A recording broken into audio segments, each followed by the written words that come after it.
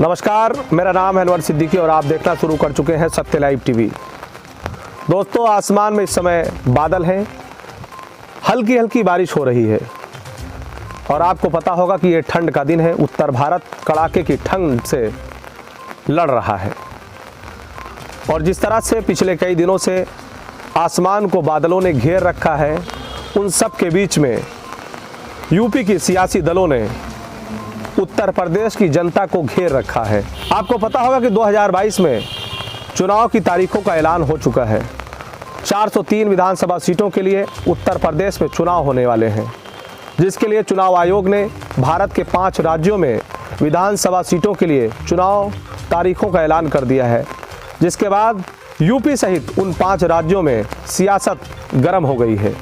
सभी सियासी दल पूरी ताकत झोंक रहे हैं कि 2022 का चुनावी रण अपने नाम किया जाए। लेकिन यूपी की जनता इस बार क्या तय करेगी? क्या यूपी के जनता योगी आदित्यनाथ को पुनः एक बार फिर से यूपी की बागडोर थमाएगी या फिर यूपी की जनता इस बार परिवर्तन लेकर के आएगी? आपको पता होगा कि समाजवादी पार्टी के साथ बहुजन समाज पार्टी, कांग्रेस और भाजपा सहित कई अन्य छोटे दलों ने भी हुंकार भर रखी है और सभी ये दावा कर रहे हैं कि यूपी का 2022 का चुनाव हमारे लिए बेहतर होगा और यूपी की बागडोर हमारे हाथों में होगी। लेकिन सवाल ये है, यूपी से जाएगा कौन? सब आने की बात कर रहे हैं। 10 मार्च को अखिलेश यादव जहां दावा कर रहे हैं कि जनादेश समाजवादी पार्टी के लिए आ रहा है, तो योगी आदित्यनाथ कह रहे हैं भगवाधारी सरकार एक बार फिर से आएगी। वहीं मायावती कह रही हैं इस बार बसपा की बारी है। तो कांग्रेस महासचिव प्रियंका गांधी भी कह रही है कि यूपी की जनता इस बार बदलाव चाहती है। आखिर क्या यूपी की जनता सच में बदलाव चाहती है? अगर बदलाव चाहती है तो किसे अपना मुख्यमंत्री बनाएगी? किसके हाथों में यूपी की बागडोर होगी? आपको पता होगा कि पहले चरण का मतदान 10 फरवरी को होगा और पश्चिमी यूपी से शुरुआत होगी। पश्चिमी यूपी पिछले कुछ वर्षों में बहुत ज़्यादा चर्चाओं में रहा था। पश्चिमी यूपी के किसान सहित युवा बढ़ चढ़कर किसान आंदोलन में हिस्सा ले रहे थे। आखिर जब चुनावी सफर की शुरुआत 10 फरवरी से होगी तो पश्चिमी यूपी की जनता क्या तय करेगी और किस पार्टी के हाथ में अपना भविष्य तय करेगी, ये समय बताएगा।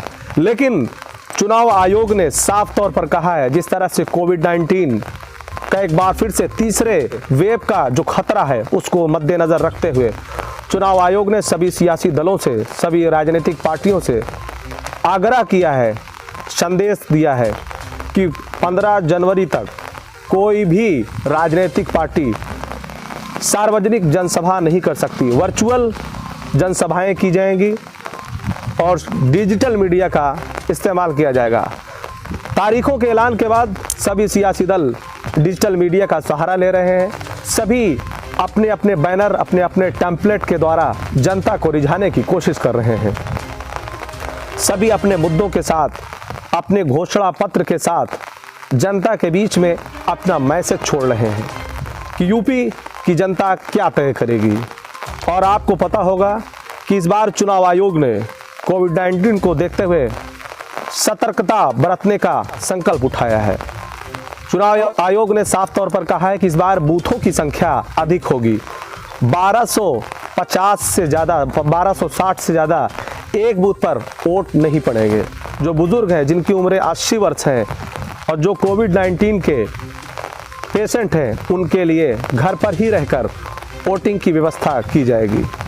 तो क्या इस बार यूपी की बागडोर योगी आदित्यनाथ के हाथ में होगी या यूपी की जनता अखिलेश यादव को अपना नेता बनाएगी या मायावती को अपना लीडर चुनेगी या फिर प्रियंका गांधी के हाथों में यूपी की बागडोर होगी?